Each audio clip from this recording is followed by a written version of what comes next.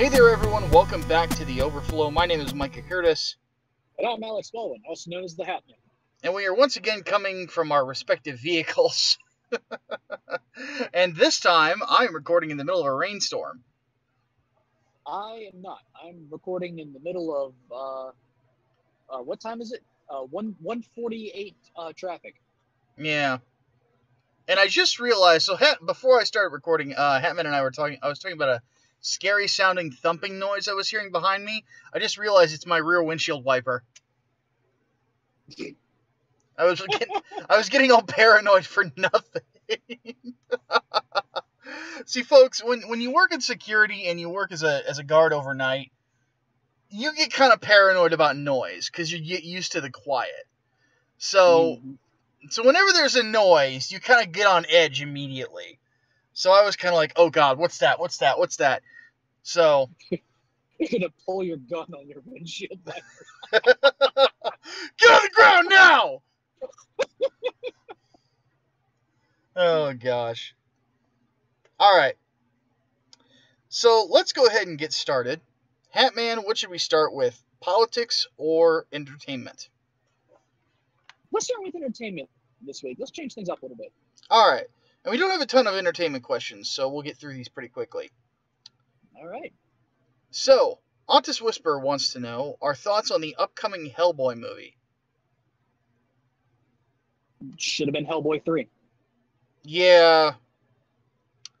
I understand that Mike Mignola wanted to do something a little bit closer to the comics, as opposed to Guillermo del Toro basically doing what he wanted to do. On the flip side, though, the Guillermo del Toro movies are incredibly well cast. They were incredibly well written.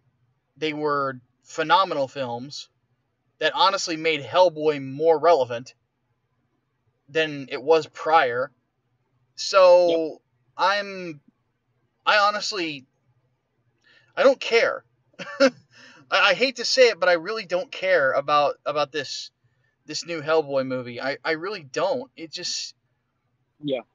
I kind of felt like the thing about Guillermo del Toro, because I've read the Hellboy comics, that Guillermo del Toro took a comic that would do much better as an HBO show, in my opinion, and made it into something that could be much more cinematic, enjoyed on a much bigger scale. And that just, like, it's not gonna do it for me, I don't think. Not to mention, they didn't bring back Ron Perlman. They brought back the guy from Stranger Things. And, like, the makeup is good. He looks the part, and he got in good shape for it. And maybe he could pull it off, but I don't know. I'm a pretty big Ron Perlman mark, so he is one of my... Ron Perlman is Hellboy. Like, yeah. Let's be real. In the same way that, Tony Stark is Robert Downey Jr. Yeah, and Chris Evans is Captain America. Yeah. So, yeah, I can't bring myself to care about it. Alright, Evil Renaissance wanted to know if they made Crossed into a movie. It's a Garth Ennis comic published by Avatar Press. If they made that film, would it be NC-17?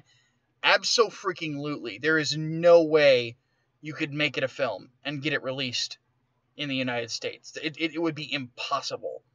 I mean, you have to keep in mind what Crossed is about. It's about a virus that basically brings out the worst in every single human being, the worst human being that you could possibly imagine. And I'm talking murderers, cannibals, rapists, all of it. And you see all of it in this comic. It is pretty goddamn vile. And it's basically like The Walking Dead with the dials turned to 20. And it has some of Garth Ennis's trademark dark humor, but you have to have a strong stomach and gallows black sense of humor to really enjoy it. And even though I have a strong stomach and I have a gallows black sense of humor, I still had problems like getting through it. It was pretty intense. So it's not something I actually, even though I kind of enjoyed it, or at least parts of it, because some of the stories he tells in it are pretty compelling, it's still not something I recommend to people. You know, it's like, you know, when people say, should I read Crossed, my reflex is to say no. You know, if you want a Garth Ennis book on Avatar Press that would get my recommendation, I would say Stitched. Stitched is a lot more interesting. But Crossed is just like, whew, God, if you thought The Boys was bad, like, Crossed is, bleh, it's all screwed up. Some of the stuff that gets published by Avatar Press is just, oh man, twisted They could as probably hell. do like a direct-to-digital adaptation of it, I guess. Maybe. Yeah, there's no way it'd be released. It'd have to be unrated, basically. Yeah, you'd have to make an unrated film, or you'd have to do, maybe Showtime or HBO would pick it up, but even then they would want to tone it down pretty considerably. Mm-hmm. Like, it would, like, the press would eat them alive for greenlighting such a thing. Now, I've seen some gory stuff. Yeah, but this is Crossed. I actually watched a Serbian film, so. Yeah, but that was made in Serbia. And got here by bootleg. More or less. So, well, the worst film I can think of that has ever been put out here in America was Caligula, and it was released by Hustler Home Video. Oh yes, the one with the damn orgy scene that was played for real. Yes, yeah. And the only reason I have seen it is because back when I was with Channel Awesome, Lord Cat brought me onto his stream, and Brad Jones was there already. So, and for those of you who know Brad Jones, it's a cinema snob. So we're talking movies, and he's like, oh, you need to watch Caligula. It's my favorite film of all time. So I did. And I messaged Brad the next day. I'm like, what the fuck is wrong with you? So, yeah. And I would say that Crossed is considerably worse than Caligula. That's saying something. Yeah, like, Crossed is, like I said, when I say Crossed, is FUBAR. I'm not lying to you. I am not underselling it. It is fucked up beyond all recognition. It is.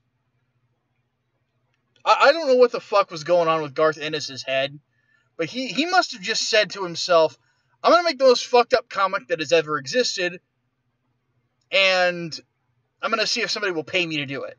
And lo and behold, they did. So. All right, I'm on board.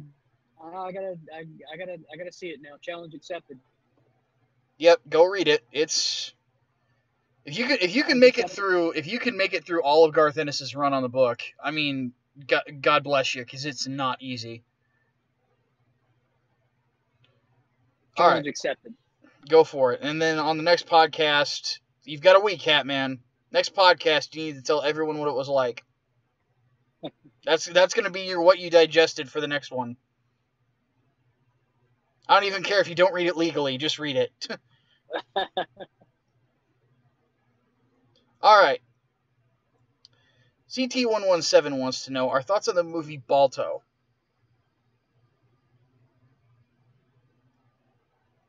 Hold on. Who wanted to know?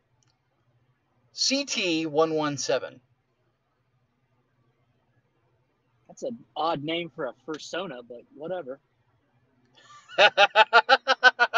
Maybe he's robosexual. Oh my god. I really don't remember a whole lot from Balto. I don't even remember that. I know the name. I know it's about a dog. But it's the dog that had to make a trek through the. Oh yeah, the one in Nome, Alaska. Okay, yeah, I remember him. To get the medicine for the sick kids and stuff. Yeah. Yeah. Yeah, that.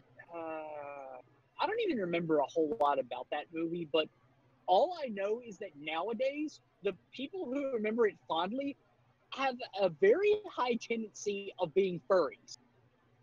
Oh. So, somebody's got some splaining to do. I just remember hearing that it was about that the original Balto was a Siberian Husky, and I look at like photos of like the film right now on Google, and that is not a fucking Husky. Yeah, no, I think he's like a wolf or a wolf mix. Yeah, like they have in the movie. a I don't know if it's they stuffed him or if Yeah, it's he's oh, he Jesus. was stuck. He's in a he's in an Alaskan museum, I Yeah, believe. I'm looking at the photo. Yeah, he's like a husky mix, but Yeah, like the animated version doesn't even look anything like that. Like what the fuck? if I remember correctly, he wasn't even like the hero dog. It was another one that basically like lost all the credit out to Balto. Well, it was a team of them, so Eh, either way, looks like Balto is getting too much credit for his shit. hmm. And now he's in a museum. And he has a statue in Central Park. Yeah. Yeah. Yeah. Anyway, I have no comments on the movie. I've never seen it, so I can't say anything about it. And last one for entertainment from Ferritaden. What do we think why do we think the movie industry had an initial peak of fantasy movies like Lord of the Rings that died fairly quickly? Did it really? I mean, how long did the Harry Potter movies go on? Well, that's okay. The Harry Potter movies went on because they were successful. They're talking like the boom of uh, of fantasy movies.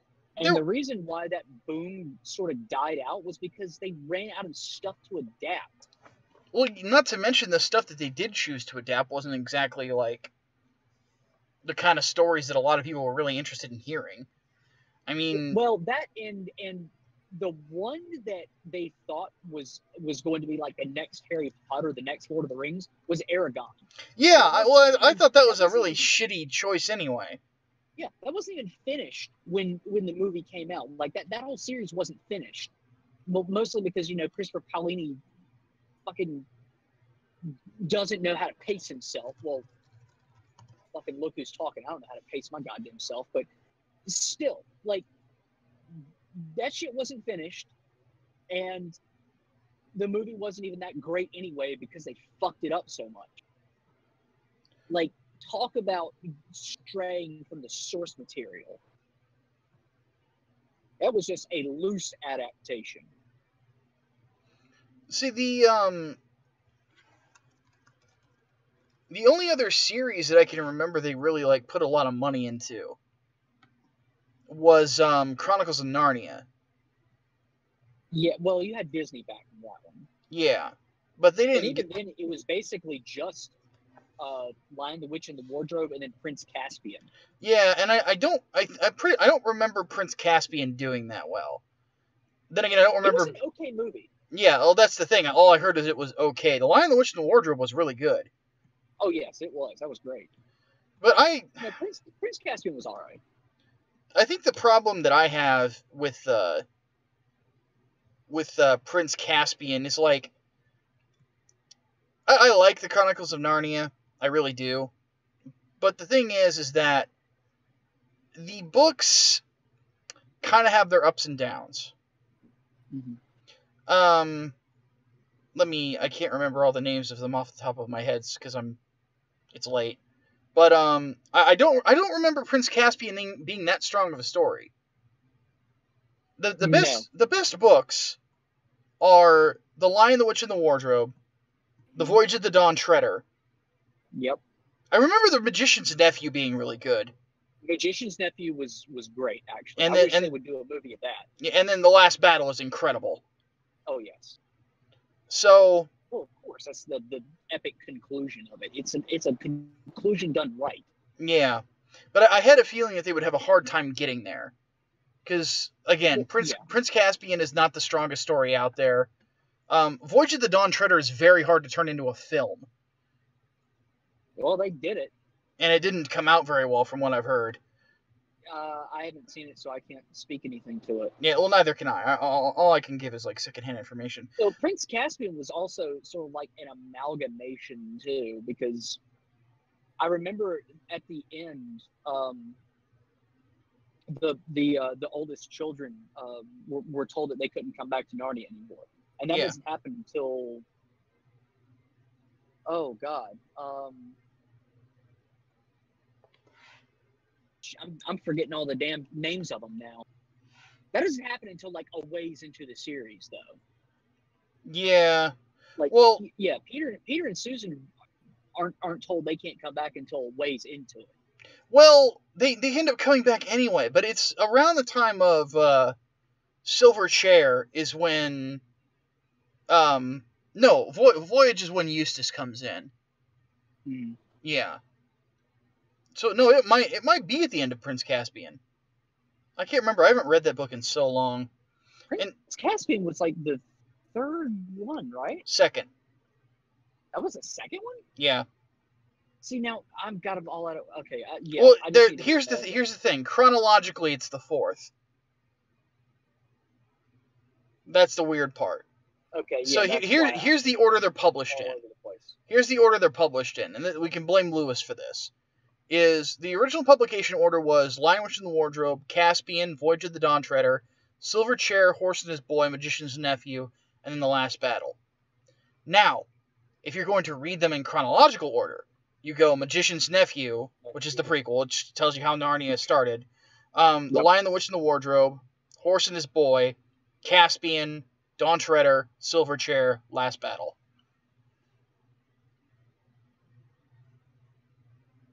Yeah. So... Okay, yeah, that's... Yeah. And oddly enough, I still have my dad gave me this, and I'm surprised he's never asked for it back. He gave me the original 1970 Collar Macmillan edition. Ooh. Yeah, and I still have them. So, and I don't touch them, because I don't want to. I don't want them to fall apart on me or something. You don't want them to break. Exactly. So, but yeah, to say the least, no, those are hard, very hard to adapt. But I have a feeling Disney really wanted those to be it. And if you meddle with that sort of thing executively, it's not going to go anywhere.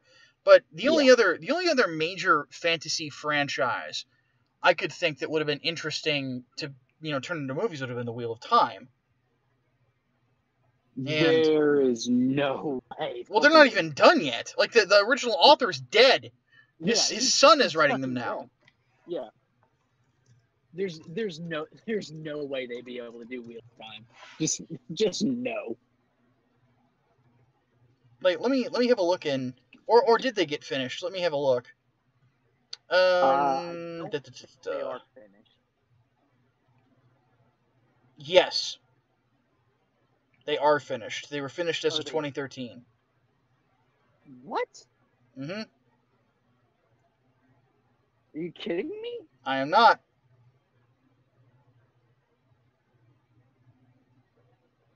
I thought it still wasn't finished. I thought so too, but nope, it is over. But it is, it's 14 books.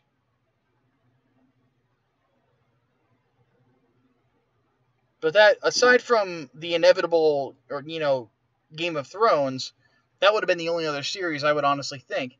The big thing about fantasy is, like, there's just not that many series that are worth adapting into film. I hate to say it, but... Apparently Wheel of Time is getting a TV series. So, yeah, I'm not really that surprised by that, but... that makes sense, though. That's... But I can't... here's the thing, though. I cannot think of that many fantasy series. That and this is where I'm, like, trying to think. Other fantasy series worth adapting to film and television. Or really should have been adapted at the time. Yeah. Because the text still had a way to go. And I'm going to be honest, the roster of screenwriters and such weren't as talented. And now all the ones that are really talented are all working on MCU films. Mm-hmm. So, in a weird way, Disney... I can't say that Disney has a monopoly on good films these days. They certainly don't. But, man, like, the MCU certainly does. I was looking at an interesting statistic, and I thought this was interesting before we go into politics stuff, is of this part, up to this part of the year, Black Panther accounts for 60% of all ticket sales in all films released so far. Good Lord. Yeah, that says both how big that film was and how shitty everything else has been. Evidently so, yeah. But and I'm not gonna lie, like the only movies that seem worthwhile that are coming out this year are Ant-Man and the Wasp and Infinity War. I hate to say it, Deadpool but 2. it kind of feels like Hollywood just is dying in a lot of Yeah, ways. Deadpool 2. And here's the thing, I think it might be overdue. I really do. I think people are sick of Hollywood. They want stuff that's easy to enjoy. They don't want a bunch of political nonsense and virtue signaling and all that other crap. You know, I think America has woken up to how full of shit Hollywood is. Yeah. All right, let's move on. All right, let's get politics. First question we got is from the Autist Whisperer. He wants to know, is America's high military spending due to warmongers or being the hegemony of the world? That's an interesting question. Well, we were talking a little bit about it before we got started. You said you definitely had a lot to say about it, so go for it. Yeah. So, basically, it's interesting that you use the word hegemony there, because that implies like this is a sort of normal state for the world, like that America is the military superpower. And I suppose after the Cold War, like, yeah, America is the superpower that's left. But I'd also say the reason why military spending is so big is just because of America's history as a really military nation. Like we've spent most of our time in war, in one way or another, in some kind of armed conflict. And then there is also the belief that well, it's a American exceptionalism, really, that we have a duty to enforce peace and democracy worldwide. It is our moral duty to do so. So if we need to liberate the fuck out of somebody, then by God, we're going to do it. I think really that's the core of it. As far as like a worldwide like hegemony sort of thing, it'd have to be just an American thing, because we're the ones setting the budget for ourselves after all. But I think it does sort of play into the cultural hegemony that America is, a nation of warriors, I suppose. There's it also something you want to take into account is the fact that we are very supportive of our troops too. Like that is really rare elsewhere in the world. Like even with nations that have like compulsory military service, it's very different the way we treat our soldiers compared to them. But I do think you're onto something with it being sort of a cultural attitude there. Yeah, it's interesting. We Americans, we're a culture founded on rebellion and founded on combat. It's our national anthem. Yeah. And we still find combat to be fascinating. And on top of that, we still, we find ways to consistently improve how good we are at combat too. It's a it is a part of our culture to really be prepared at all times for anything, really. Mm-hmm.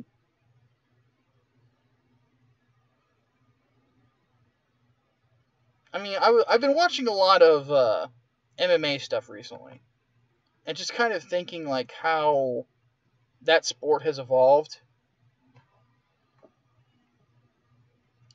And there was a time where a good amount of the champions in it were all Brazilians, because they at the time had a setup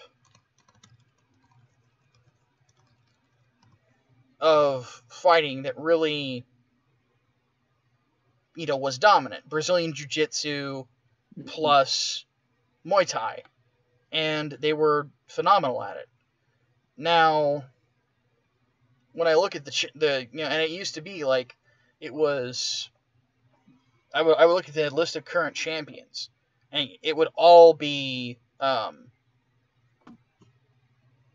Brazilians almost. Now, there are 1, 2, 3, 4, 5, 6, 7, 8, 9, 10, 11, 12. There's 12 titles in the UFC.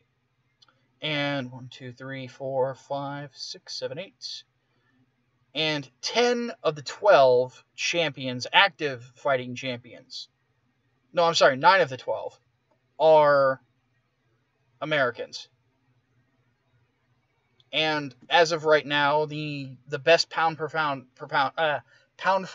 fighter in the world, Demetrius Johnson, is an American, and he has 11 title defenses. So I want to honestly say that combat is just a part of the culture, and I think it's always going to be. And I think that we just have a completely different attitude about it than most other nations do. A lot of other nations see it as like barbarism or something. Yeah. I don't agree with that at all. I think that I think that it's something observable about humankind, is that we feel the need to defend ourselves. Yeah. And I think that people should always feel the need, or know that they need to be able to do that. And the fact that people, would rather put that responsibility on someone else just makes no sense. But onto the military thing, though. I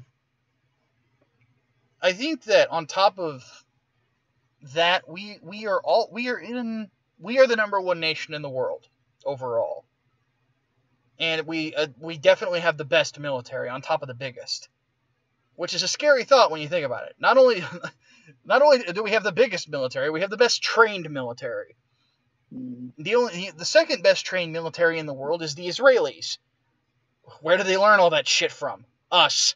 So it's a scary thought. But whenever you're at the top, people are always trying to take your position, and people are gonna get ticked at you, and people are gonna want to start wars with you. Plus, the other nations, the smaller ones, kind of look at us, like you said earlier, to be the ones that sort of defend the concept of democracy. Whether or not people think that we should have to do that or not is something we can discuss. But as it stands, that's sort of what we're looked at. The unfortunate thing is that America is a world leader. I mean, yeah. Well, here's the unfortunate thing about it is, like, we're kind of in a damned if we do, damned if we don't scenario.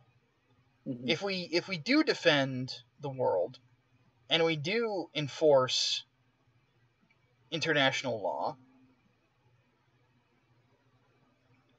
then we get yelled at for being the world's police. If we don't do it, people are begging for us to do it. It's like, make up your frickin' minds. What was that line from Team America? I don't know. You gotta be a dick, because pussies are always pissed off at the dicks, because dicks fuck pussies, but dicks also fuck assholes. And if you don't have the dicks go and fuck the assholes, then your pussies and your dicks all get covered in shit.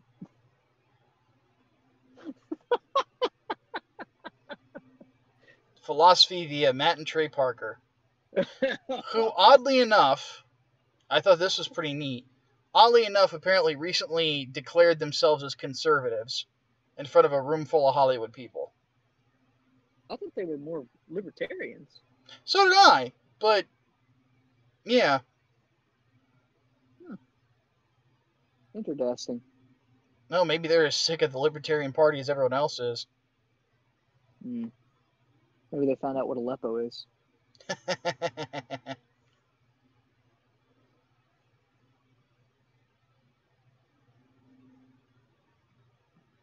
All right, what's next? Okay. Hazardous Bill wants to know, would a requisite mental health screening before purchase prevent maniacs from having access to firearms or obtaining them legally anyway? Okay. Here's the thing. It would be absolutely insane to require a mental health screening prior to purchasing a weapon. We have enough barriers to buying guns as it is. I mean, let me put it this way. I've mentioned this before, I will mention it again. I am still in Arkansas as of the time of this recording. Probably be here for about another half a week after this week.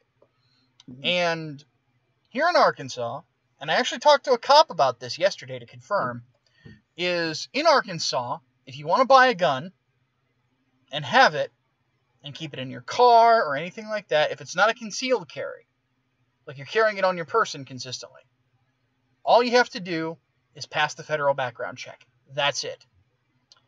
Which is about 3 to 5 days. 3 to 5 business days. So you put in for it on Friday, it's going to take even longer. Anyway, so that's not too bad, but it still shouldn't take that long.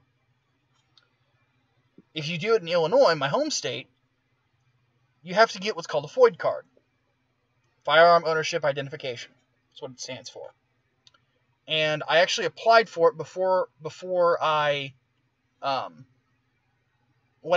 came down here, which was almost a month ago. By the time I get home, it will be waiting in my mailbox. But think about that. Our gun laws in Illinois are very strict. If they were to be made even stricter, it makes it very hard to purchase a weapon in time of need.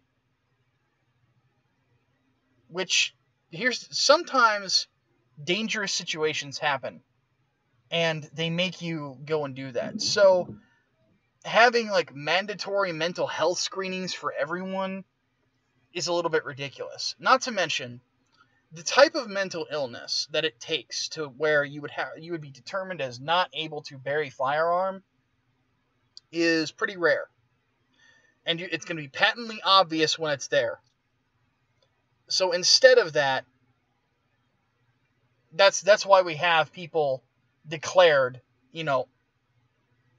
what's the term I'm looking for? Mental deficient? Yeah, mentally deficient or something along those lines. But that has to be, you have to be evaluated by a shrink, and then that has to be testified to in court, and then the judge is the one who decides.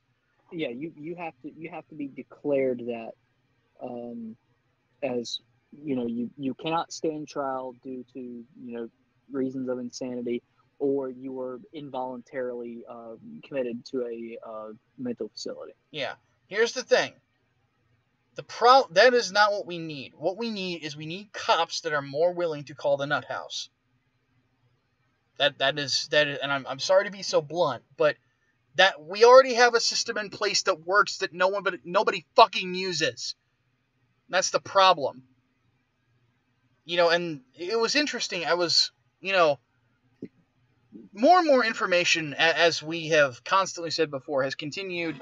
We knew from the get-go when this all happened is that Hatman and I talked about this the day after the Parkland shooting. We're going to be talking about this for a month or two, because more and more little bits of information are going to come out. The newest thing that's come out is that Emma Gonzalez apparently bullied this fucking kid.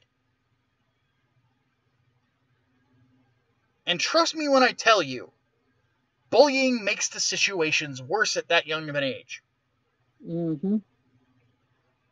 And there's other stuff that I'll talk about with Emma Gonzalez in the next podcast. But as it stands, bullied at school, had a mental illness.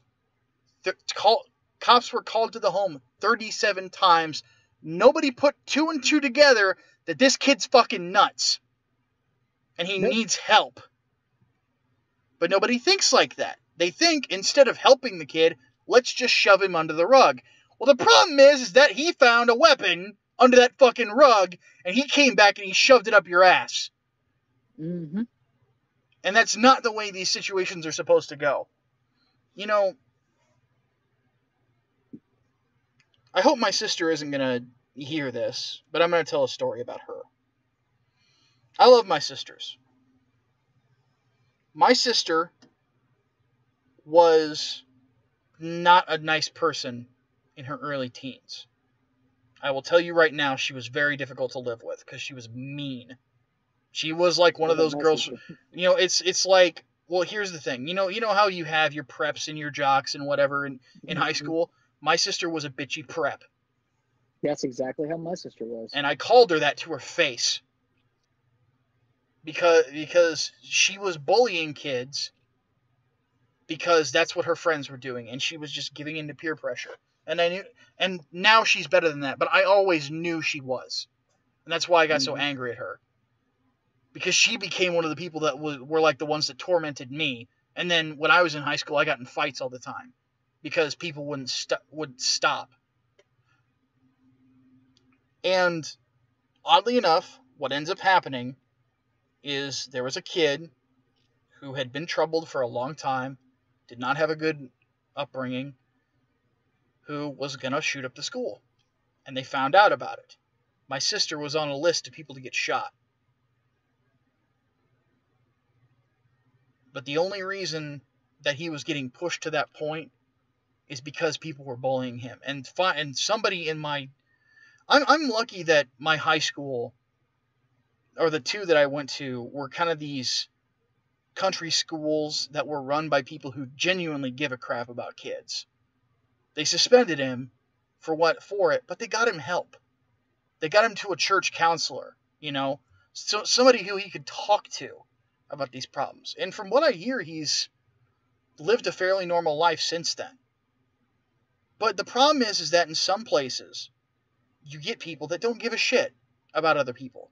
They just want to bury the problem. They want to sweep it under the rug. Oh, he's just crazy. We'll leave him in his house, and then, I don't know, maybe he'll kill himself. Maybe he will. Or maybe he'll kill 17 kids. You fucking idiots. So, that's the main problem that I see. Is that we have people out there that are interacting with our kids, don't care. That don't. They just don't. And when a kid has a mental issue and nobody cares, this is the one of two ways it ends up.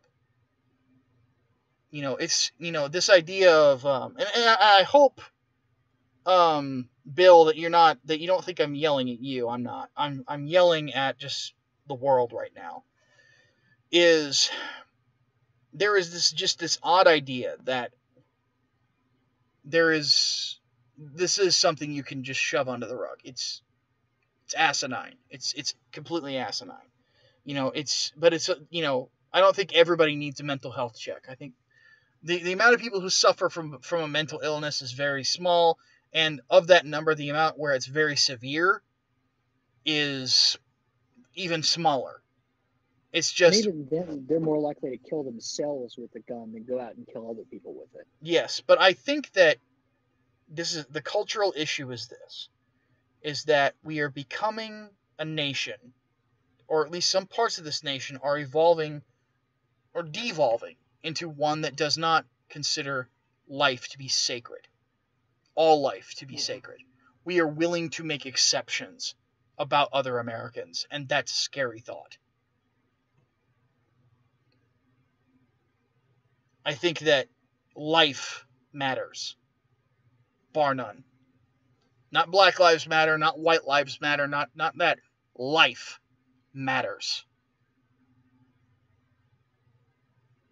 And our unwillingness to try to help bring people out of the dark is frightening, because we didn't used to be that way.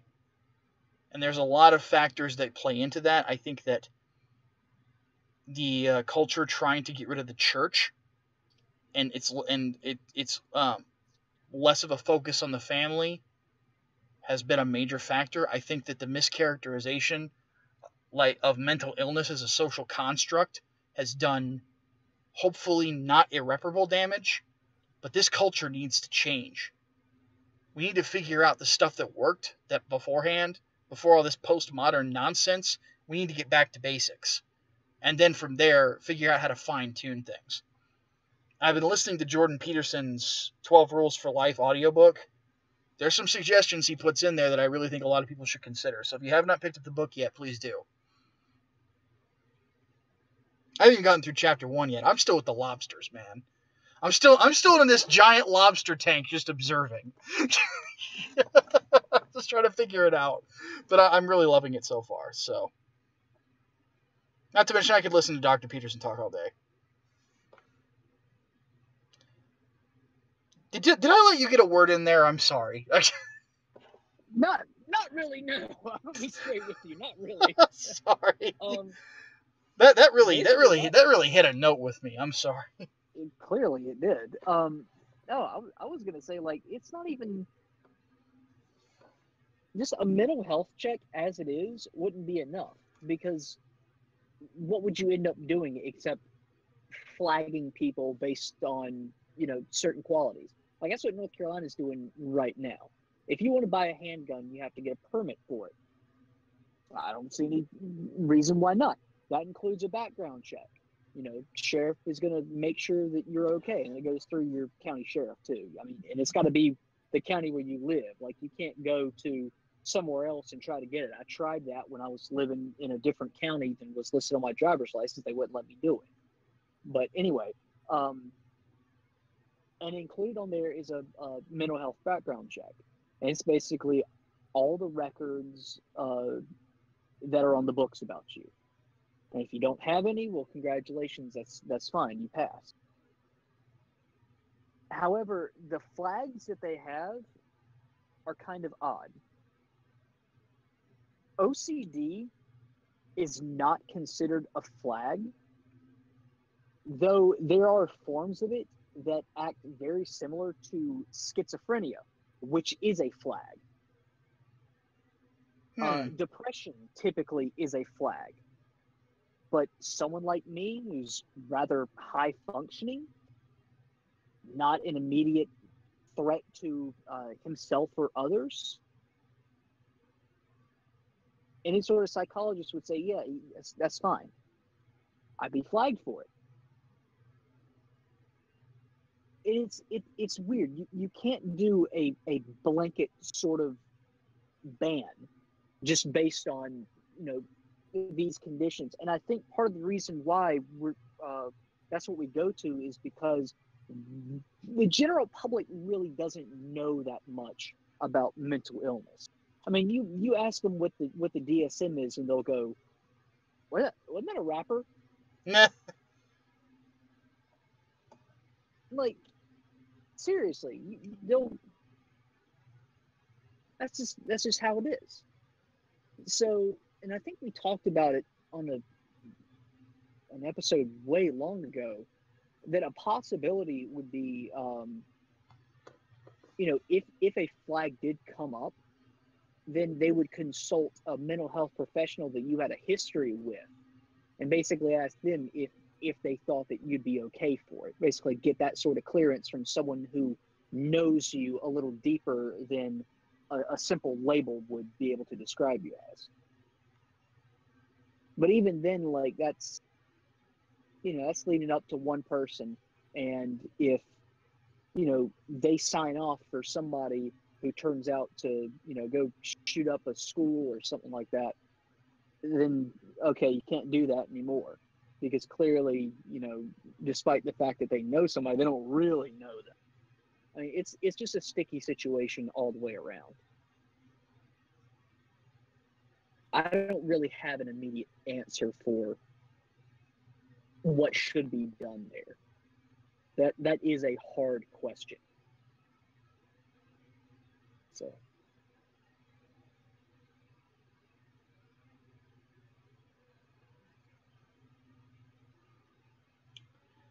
Oh, goodness. Rants abound for me. Yeah, tough stuff.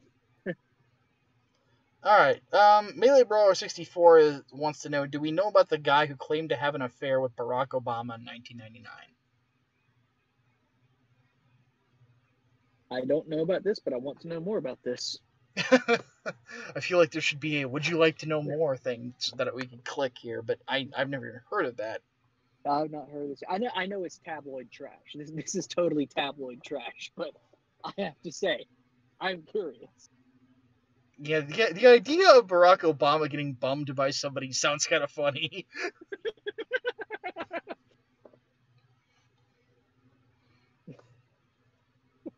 He would be the first black president, the first gay president. Why not? Hey, Two birds with one bumming. oh man, yeah, the Democrats would be really proud of him then. Oh yes, absolutely. All right. Cold Summer 91 wants to know: do we think that Trump was being pushed to sign the omnibus bill by neoconservatives in the Senate? No.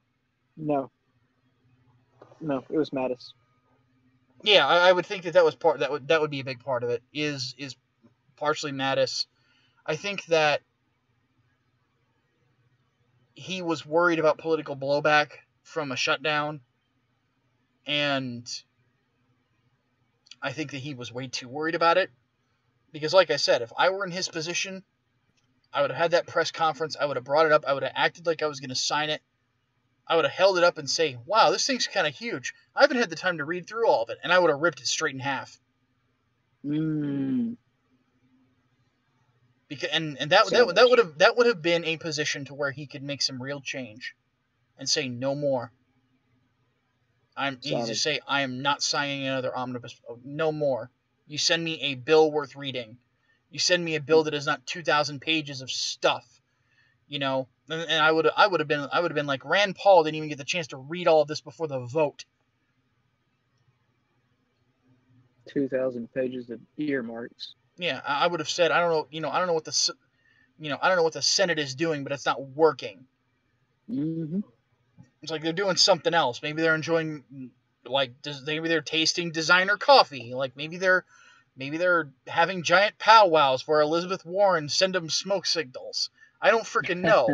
But what I do know is this: is they're not putting forward bills. They're not making law like they're supposed to.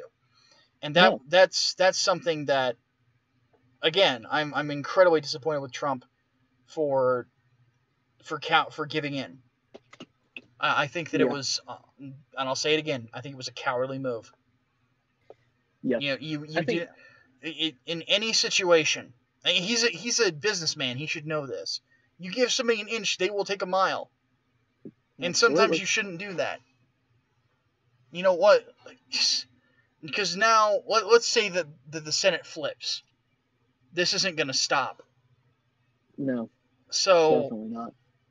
It is high time for the Republican Party to grow some balls. We can't keep, and here's the thing, as citizens, we can't keep blaming the neocons for this shit. You could have primaried them years ago. Yeah. You know, we can't keep doing the Alex Jones thing. It's the neocons. No, primary them. If you haven't voted in a primary, I don't want to hear it. So.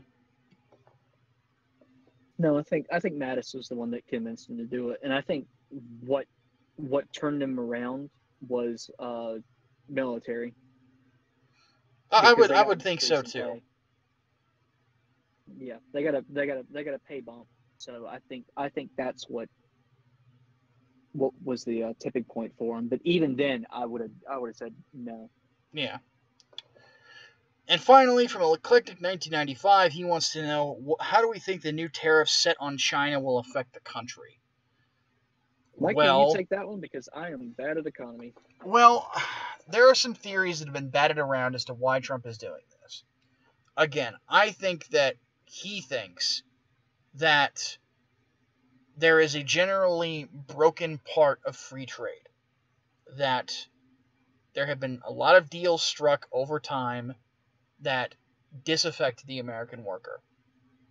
And he thinks that tariffs by themselves are going to be enough to set the ship right and bring back a lot of manufacturing jobs. Now, a lot of jobs have been created. And there's a lot more job security now for folks than there was before.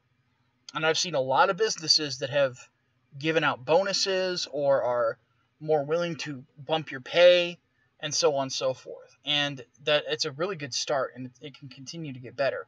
Tariffs generally do not help that, because the fact of the matter is that part of the reason that our economy is so good is trade with other nations. Now, here's the thing. What could end up happening, and some people have tried to say that this is part of the 5D, second rings of Saturn, dimension backgammon bullshit. Like, no, it's not that. I think that there's a possibility here, is that it could end up bringing China and other nations to the negotiating table to talk about new deals in regards to trade. Ones that aren't going to shaft the American. Because here's the thing.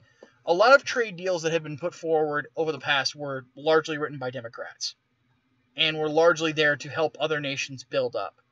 Well, the thing about business is that you can build up both nations. You can still do plenty of trade with other nations and not lose out on, or cripple your own economy at the expense of building this other nation up because of globalism. You can accomplish both at the same time. I remember Hatman and we looked through the revised NAFTA proposal for trade with Canada and Mexico, and a lot of what was redrawn is basically that all the trade deals would be working on basically on the basis of American law and how we do things, as opposed to whatever it was before. And I have a feeling that because we are the best nation in the world, I honestly think that we should write the rules in this regard. So, if that's what it could end up being, then it could be an interesting move to get people to the negotiating table. At the same time, I don't think that this was a very good way to go in terms of, relations with other nations. I've heard other people try to argue that this is protectionism. Guys, protectionism never got us anywhere. I know, and I'm going to throw a little shade here. I know we've got some people that watch guys like James Alsop and such. It's like, guys, James Alsop doesn't know dick about economics. Tariffs don't help. They don't. And on top of that, they'll try to say that trade surplus or trade deficits greatly affect your economy. They don't either. So, yeah. As it stands, it's going to be a negative effect. We want trade to be at low cost, so we can get the best products in here and have a free and open market so that American citizens can have choice. Not to mention, the lower our taxes are, the lower it is to produce, the lower it is to purchase, the better the businesses will perform. It's Econ 101. And tariffs make things more expensive. They are a bad idea. Taxes, tariffs, they're fucking stupid.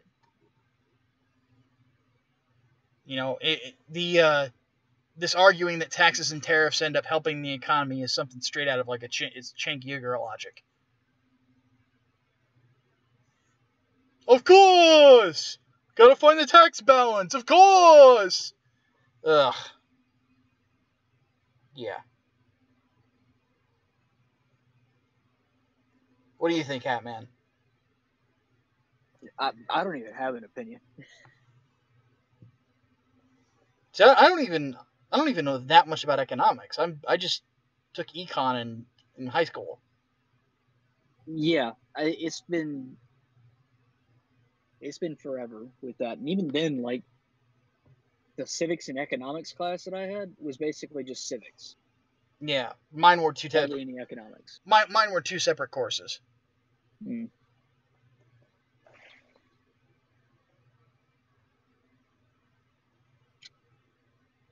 Well,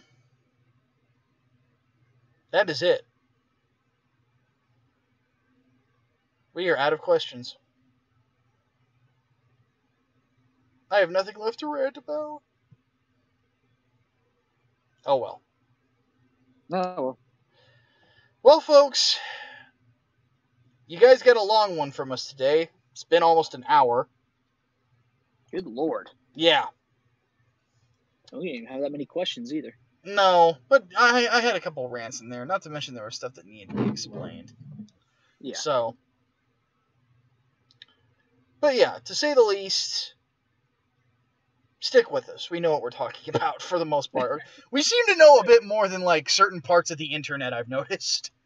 Yeah. But we've got some more years on us. We got some more wisdom, so it helps. Certainly. All right, folks. Well, we look forward to seeing you again this weekend for Micah and the Hatman. Arkansas has been nice, but I'm looking forward to getting home sometime soon. Have a couple days at home, then hopefully be back out on the road to make some more cash. We'll see how it happens. We'll see how it goes, though. But with all that said, we're gonna go ahead and take off. My name is Micah Curtis. And I'm Alex Belvin, also known as the Hatman. We'll see you guys next week. Deus Volt. Deus Volt.